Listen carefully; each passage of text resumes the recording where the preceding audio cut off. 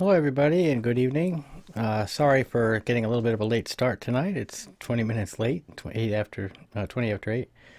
But I went and started fiddling around with technology and got myself all embroiled. Anyway, tonight's subject of the Abundance Project this week is the seeming power of the working premise. And so, what do I mean by working premise? It'd probably be the first question on your mind.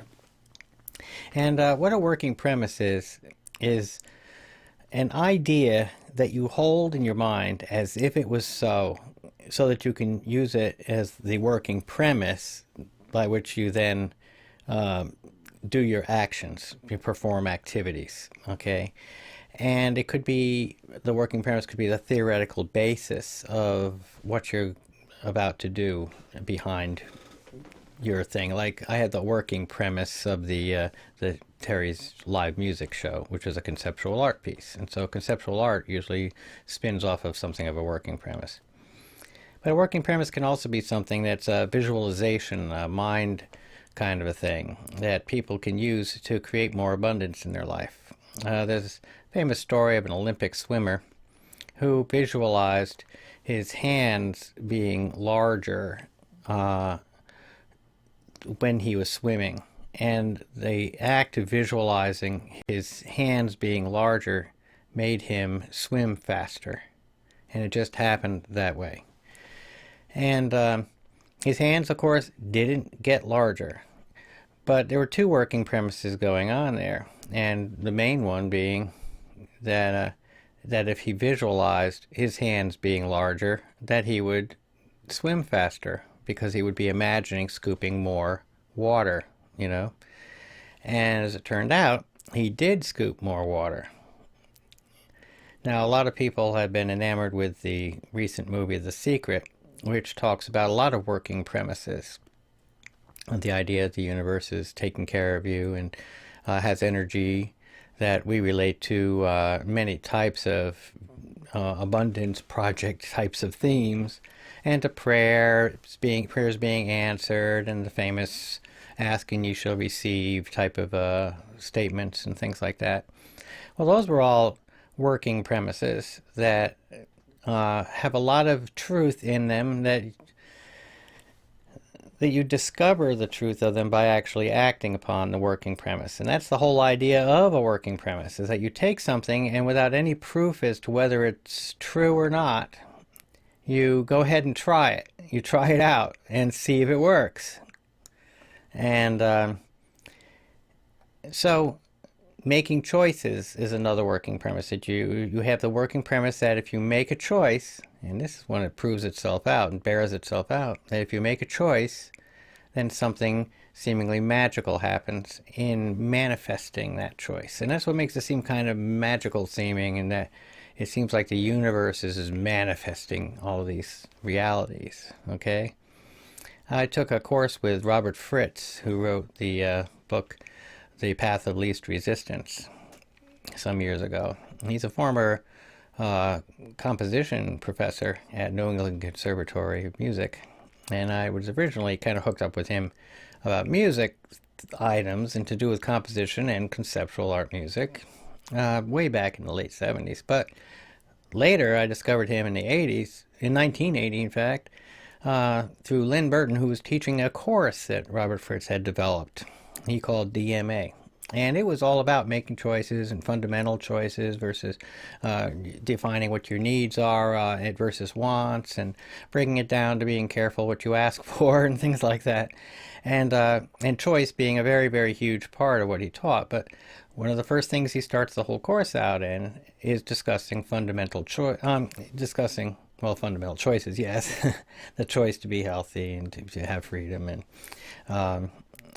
I forget the third choice, but it's a basic fundamental choice. And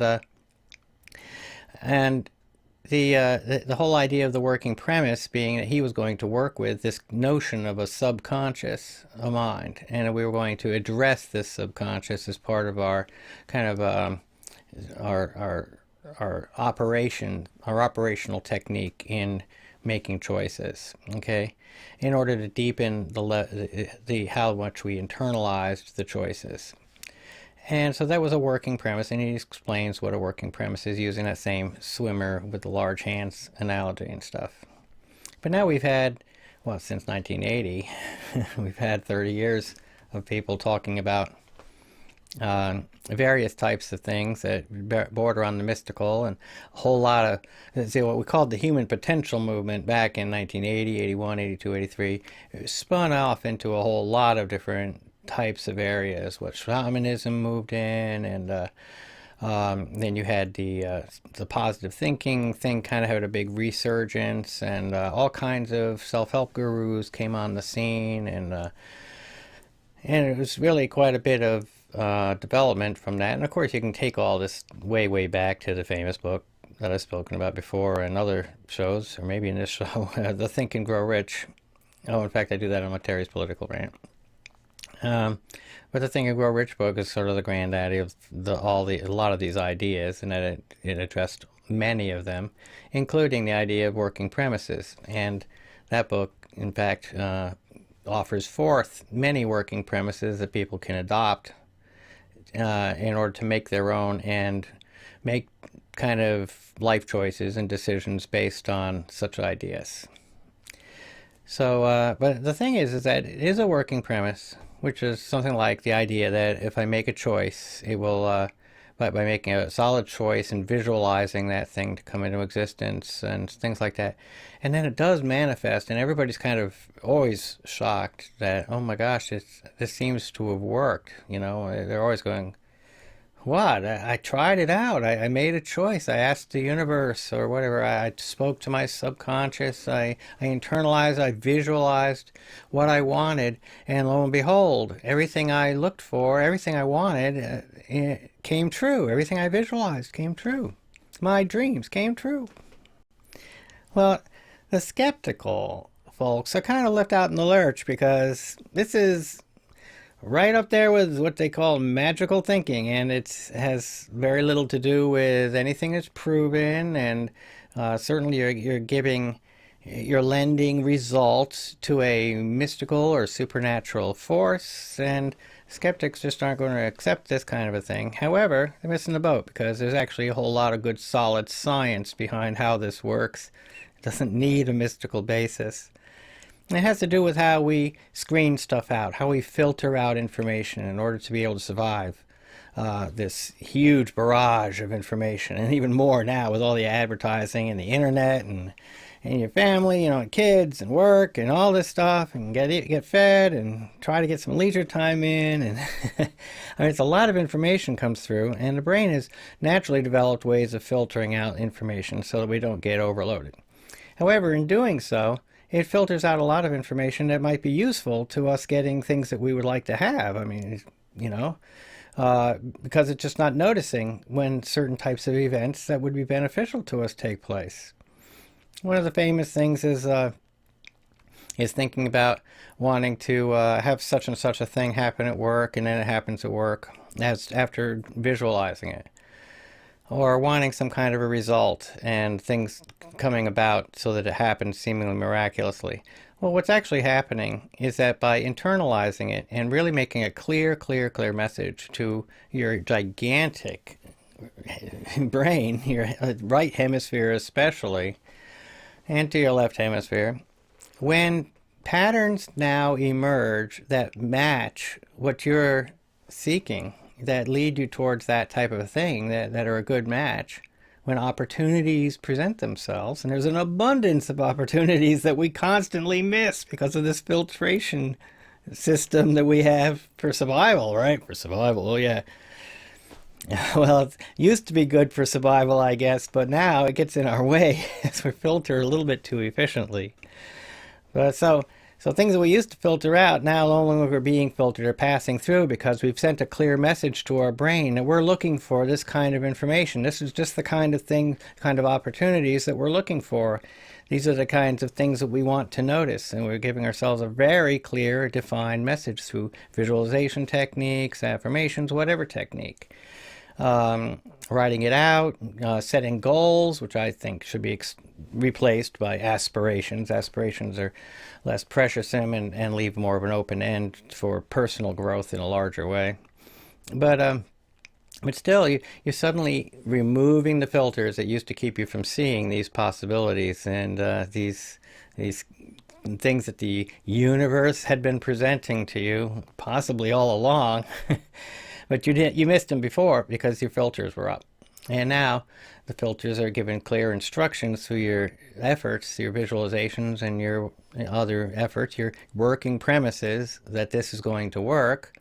That gives you that leap of faith that such and such is going to work, that this technique is going to work. And by doing that, it relaxes the filters and makes them so that they allow information to pass through that before was occulted from you by the filtration system. You weren't allowed to see it. There was something in the way called filters. And but so now it opens up, and all of a sudden opportunities start arising. You start noticing when people are saying something about a topic that interests you, and you take action on it. And you go up and talk to them.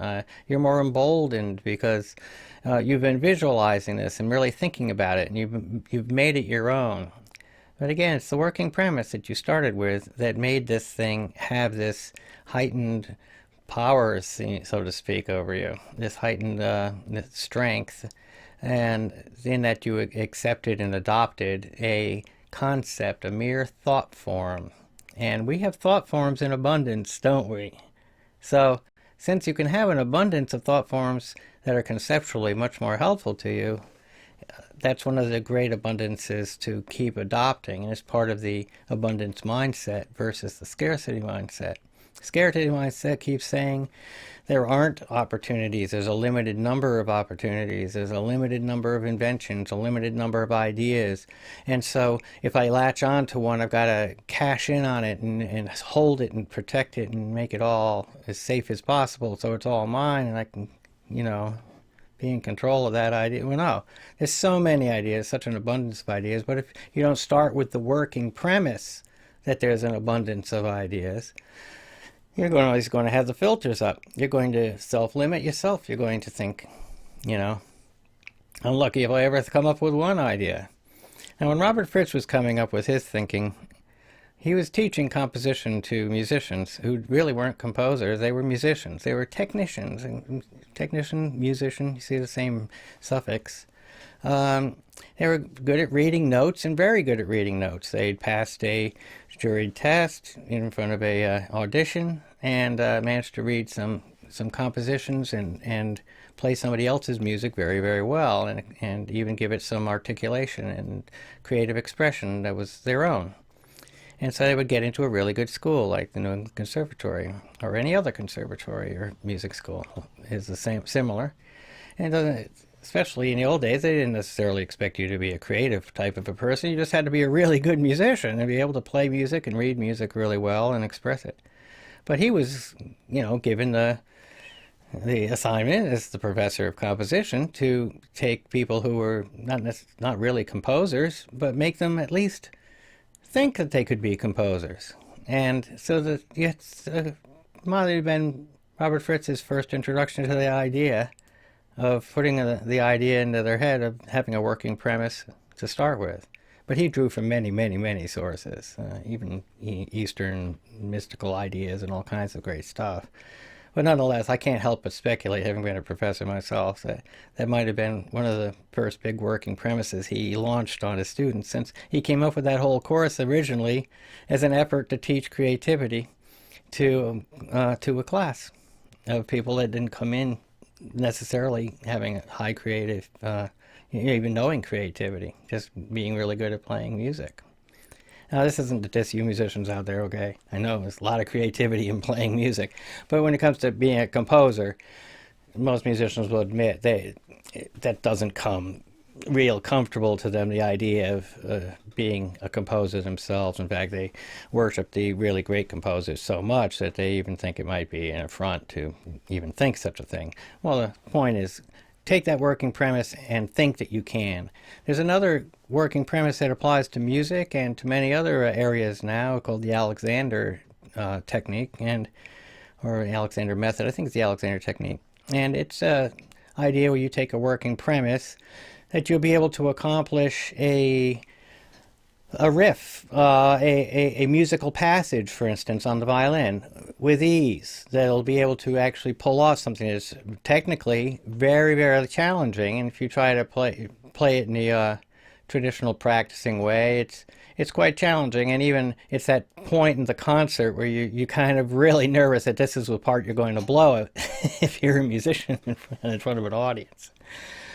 The Alexander technique shows people how to get past that and use a working premise that proves itself in its very effectiveness. That just accepting the working premise, similar to making the hands be bigger for swimming, by accepting the working premise, lo and behold, it actually manifests a result, and that the riff not only comes out fluidly and with seeming ease, but with remarkable clarity and depth, as if you were fully present for each and every note of that difficult piece. And it's astonishing. It's one of those things that people go, oh my gosh, how does this work? And there's whole classes on it. I took one at Salem College when I went there. It was a great class, 1 semester class. I wish I could have taken 3 semesters or more, and seen how it might have affected, I haven't seen it really extrapolated into the fields, but I can certainly see the idea of the working premise, like it really research is being taken a lot further. So that's why I put this entire Abundance Project show on talking about the working premise, because the whole idea of the working premise, in that there can even be abundance, of course that's one working premise, that we have abundance and we can work from an abundance mindset, is a working premise. And so there's a lot of working premises that you have to start out with and internalize and accept as the working premise. Now mind you don't have to say, I believe in this. You just have to accept that you're going to act as if it is so for the period of time while you're doing this exercise, while you're thinking this through, and you're going to work as if it is so. Go ahead, take it with a grain of salt. Take it with all the skepticism you want. However, one rule: that for the period of the experiment, you're going to use the working premise and act as if it is true. Now this actually has some remarkable effects that are truly astonishing. I've heard of stories of people experiencing seemingly incredible psychic abilities or capabilities far beyond what they'd ever thought they could have by trying out this technique. And so it's worth trying out the notion of the working premise and looking into it more and conceptualizing what kinds of working premises you could be using yourself. And I think it's also really useful that if you've been using some working premises, like the ones espoused in like The Secret and in other self-help types of programs that have been popularized, that you take a look at it and realize it is a working premise, and part of the reason it's working is because of the filters being dropped and your mind being able to see opportunities that you just were missing before.